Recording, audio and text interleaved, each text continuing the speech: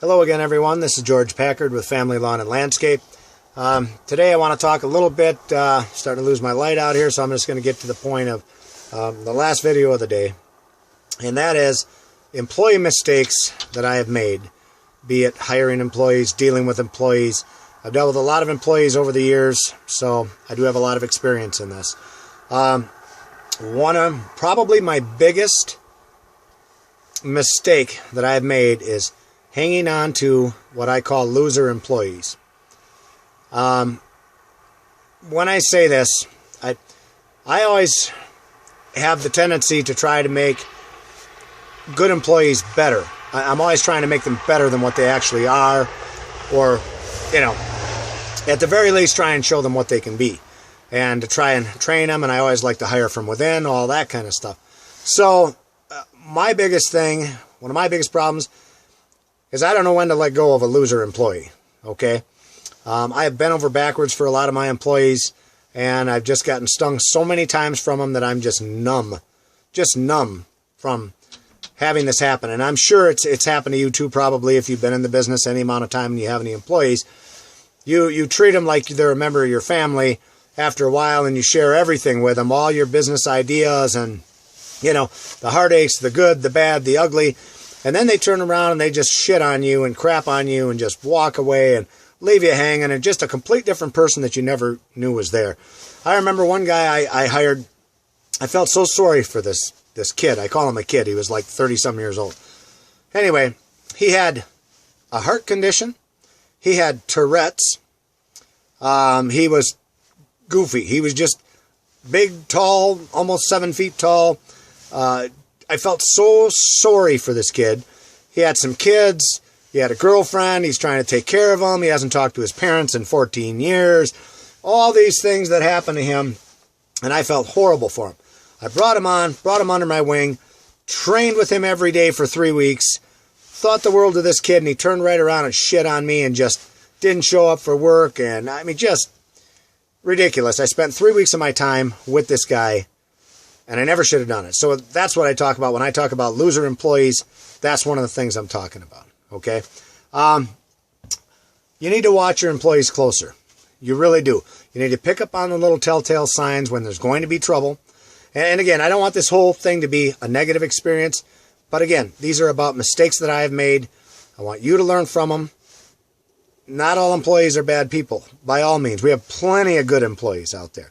These are some of the bad things I'm going to talk about, okay? Things you got to watch for. These little clicks that they have. If they're late. We have one guy that, when I came from Wisconsin, came down to Florida, the first week I was there, he was late 3 times coming to work. 3 times in 1 week, knowing that the boss is coming to town. Knowing he's got to face me at 7 o'clock in the morning. And he still was late all the time. And what did I do? I kept him on because I liked the kid. I never should have done that. He doesn't work for me now. I got rid of him finally. But there again, I held on too long. I should have been quick to fire and slow to hire. That's what I should have done. I should have taken my own advice, but I didn't do that, so hopefully you will. Okay. Hold your employees accountable. Hold them accountable for the things that you expect them to do. There is no reason, and don't you dare feel like you can't hold these people accountable for things, because you're paying them a paycheck. They are to be held accountable. They are responsible for the work that you give them to do.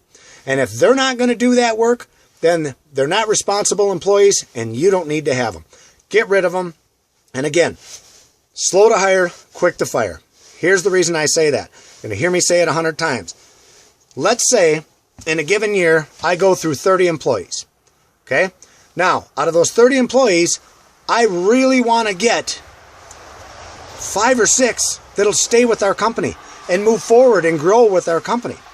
But if I keep hanging on to these loser employees and I keep letting them tread on me, thinking that, someday they're going to get better and someday they're going to, just be these awesome employees and all this kind of stuff, those spots that they obtain right now in my organization are spots I could be trying out other people in and actually finding people to stay with my company.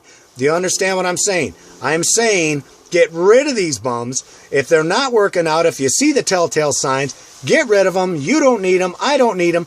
I need guys in here that I could be training right now that want to stay and grow with my company. That's how my company is going to continue to grow. That's how I'm going to continue to grow fast, is by having good people with me. And the longer I keep deadbeats on, the longer it's going to take me to find good crews to put together. Okay? So keep that in mind. Okay. Reward the employees. I am guilty of this. I didn't reward my employees enough. Over the years, I know that. I used to be just a cannonball when it came to work. Just go, go, go, go, go. At the end of the day, I'd buy them a few beers and we'd have a couple of laughs. I'd pat them on the back and I thought that was good enough. Well, wasn't good enough. Not when you're working them like dogs. Not when you're out there going, 14, 16-hour days, giving her hell like that. And I'm not every day is like that, but there's plenty of days that were like that, especially in my early years, okay? But when you're going to be working guys hard, reward them. Let them know you appreciate them. It doesn't have to be every day, but at least once a week, do something. And I'm not talking about taking them out for lunch or any of that other crap. And, just talking with them. Just letting them know how much it actually means to you and that you really recognize the effort they're putting in. That means more to them than if my boss would take me out to eat. I had a boss that always told me what he thought of me. A lot of times it wasn't good, but we had a great relationship. We had an honest relationship.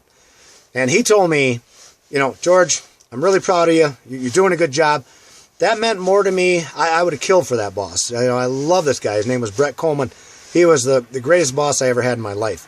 And he was just wonderful. So that meant more to me than anything he could have done. And he used to take me out to lunch and this and that. That didn't mean anything. It really didn't. What meant something to me is when he would personally look me in the eyes and tell me what I meant to him and what he did appreciate about what I did. He didn't have to do that, but every time he did, it was like lighting a fire under my ass, and it made me want to be even better to him and make him more proud of me. So remember that for your own works, okay?